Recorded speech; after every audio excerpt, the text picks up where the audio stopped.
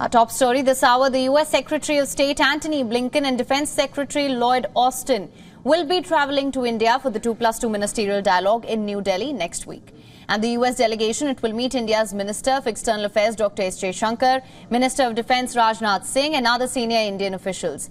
The dialogue, which is being held annually since 2018, now, the latest visit, it will mark the 5th 2+2 ministerial dialogue between the two nations, and it comes amid the tensions between the United States and China, where India and America will discuss both bilateral as well as global concerns and developments in the Indo-Pacific.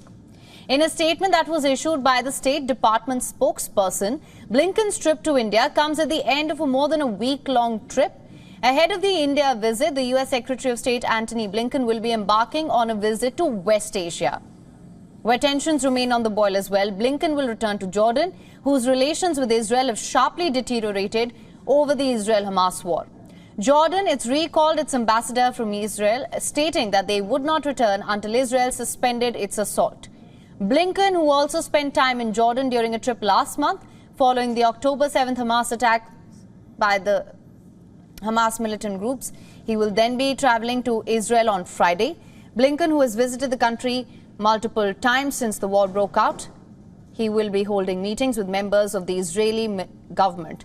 And after his latest crisis visit to the region, Blinken will travel to Japan and South Korea as well.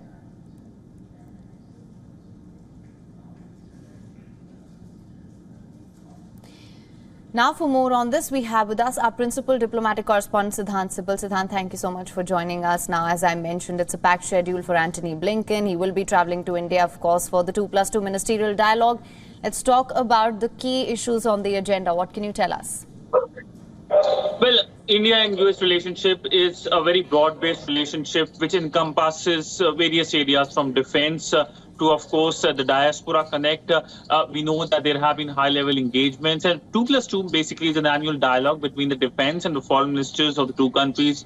Last time it happened in Washington, this time in New Delhi, and will provide ample opportunities to discuss where the relationship has been going. Now, remember that the United States is expected to hold the APEC summit later this month, and later in January we will see the US President Joe Biden traveling to India as the chief guest at the Republic Day parade. So these kind of conversations will be there over high-level visits, but essentially how defense relationship can be increased is something that will be on the table. Visa issues have been concerns. Many Indians have been facing delay in visa issues.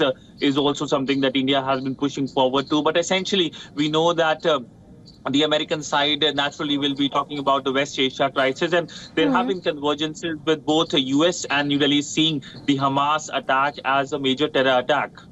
Absolutely, Siddhant. In fact, I was going to come to this. We're seeing tensions in West Asia. We've been seeing tensions between Russia and Ukraine. We're seeing tensions between America and China. It's an extremely tense time, to say the least. Now, from what I mentioned earlier, India and America will be discussing both bilateral and global concerns when it comes to developments in the Indo-Pacific. What can you tell us about that? Well, naturally, the situation in Indo-Pacific is a concern for New Delhi and US both. But for India, it is perhaps a much bigger worry in many senses, because China is just at the border, and we have seen the build-up continue since the Galwan incident of 2020, in which India lost 20 of its soldiers. So naturally, that remains a top priority, and there have been conversations between the two sides off and on increased aggressive Chinese actions. Now, we have seen how the Chinese have been indulging in aggressive behavior with the Philippines, and this is expected to be a part of the conversation. Also, how both countries can work together to make sure that the Indo-Pacific is open, free, something that is used as a euphemism to talk about the Chinese increasingly violating the rules-based order in the Indo-Pacific. Is something that has been part of a longer conversation, but not just the situation in Indo-Pacific, but as you pointed out, West Asia and Ukraine top priority, especially for US, and the terror attack by Hamas is something that has shocked both New Delhi and Washington equally. Right. Well, Siddhant, thank you so much for bringing us the latest on this. We will, of course, continue to monitor this very closely. WION is now available in your country. Download the app now. Get all the news on the move.